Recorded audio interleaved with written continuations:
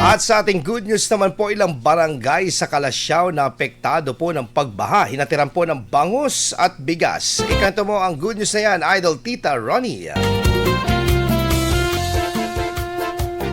Mga bangus at bigas ang ipinamahagi ng lokal na pamahalaan ng Kalasyaw sa mga pamilyang naapektuhan ng pagtaas ng tubig baha sa ilang barangay nito lamang nagdaang araw.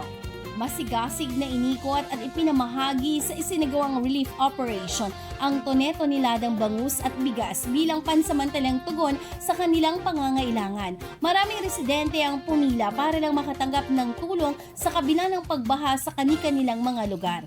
Ilang araw na rin nararanasan sa maraming barangay sa bayan ng Kalasyaw ang tubig baha maging sa mga pangunahing kalsada.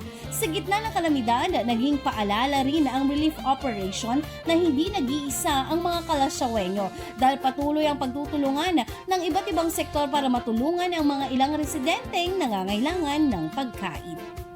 At yan ang ating good news for today. Ako si Idol Tita Ronnie, tatak sa IFM. IFM News. IFM News.